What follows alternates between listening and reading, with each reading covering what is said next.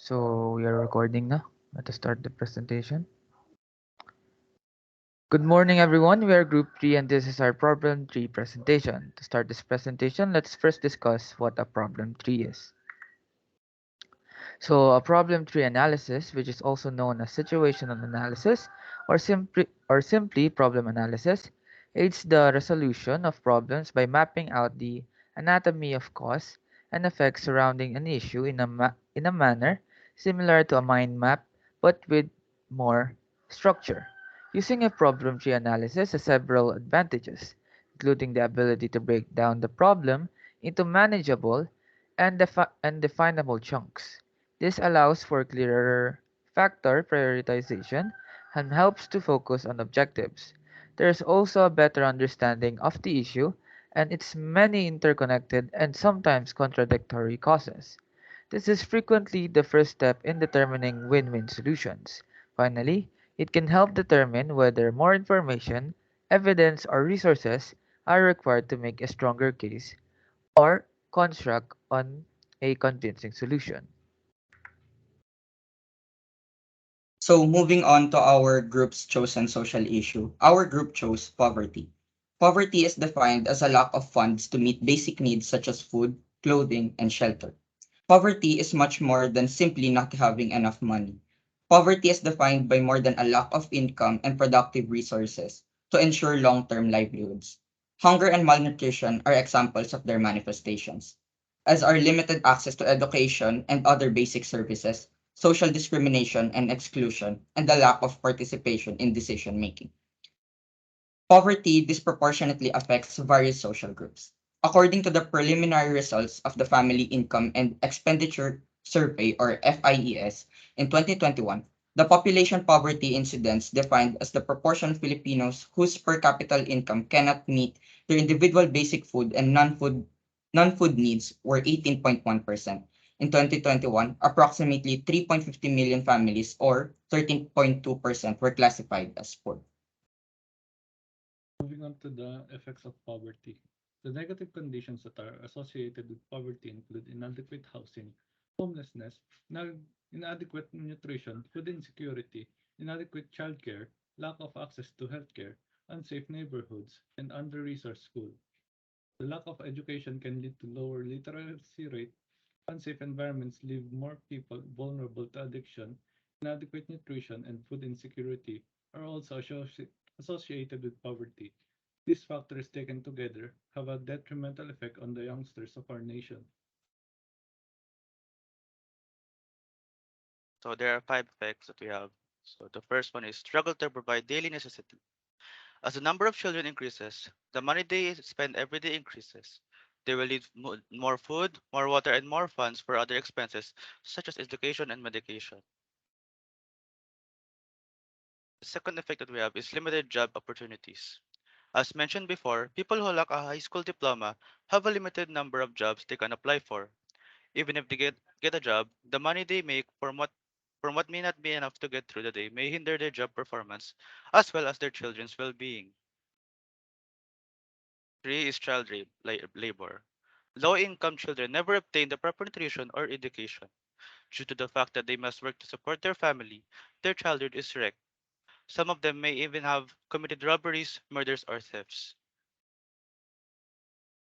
Fourth is diseases. A person who lives in poverty is compelled to live in slums where conditions are unclean and uneducated. He frequently gets sick and his health declines since there are inadequate sanitary and drinking water facilities in slums. Poor people typically starve to death at young age. Thus, poverty is the root cause of all societal ills. The last one we have is backslide into poverty. As healthcare and food assistance is not available to people living to survive each day, they tend to resort back to taking underpaid jobs to pay for hospital bills and groceries.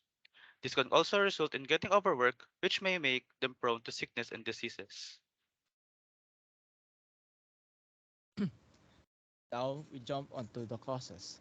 The existence of poverty is nearly never caused by a single factor acting alone. Some individuals do not have adequate resources as a result of a confluence of challenges, including rising cost of living, low salaries, unemployment, and insufficient payments from Social Security. This especially becomes more apparent when the minimum wage is disproportionate to the cost of inflation. These challenges have caused some individuals to lose their jobs. So now we'll be moving on to the possible causes of poverty. One would be for poor family planning. There can be many reasons why people living in poverty choose to have more children. It can be due to lack of access to information about proper family planning, believing that increases their workforce and thus increase their income, or simply hoping that one of their children can grow to become successful. One major problem that they tend to forget is that having more children increases their cost of living. The second cause would be lack of education. Even though not everyone who lacks education lives in poverty, education is still an important factor in finding a job. Having at least a high school diploma increases the number of jobs a person can apply for.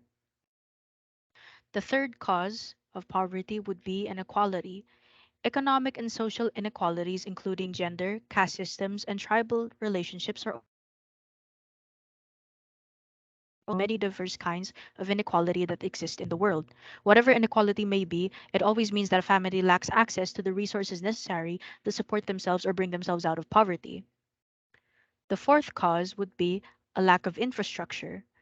Villages may become isolated due to a lack of infrastructure, which includes things like roads, bridges, wells, cables for electricity, cell phones, and the internet.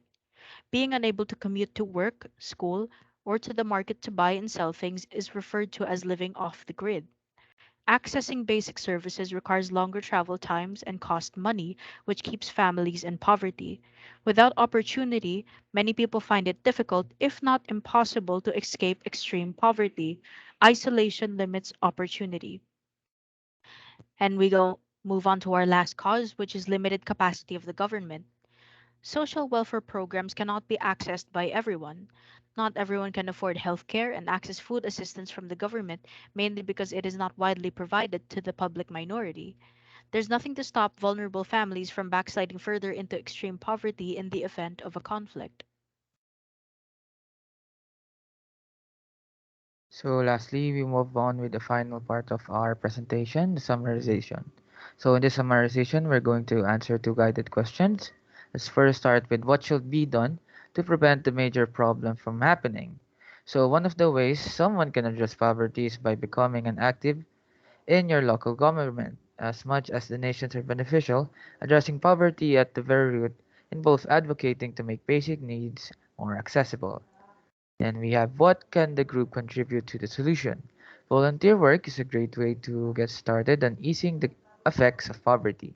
In areas prone to natural calamity, volunteer work allows the delivery of donations and availability of medical services to be more efficient.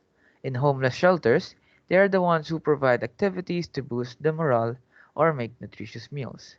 So here are the references that we use in our presentation. And sorry. And that will be all for our presentation. I hope you enjoyed and learned something. Thank you for listening and have a great day.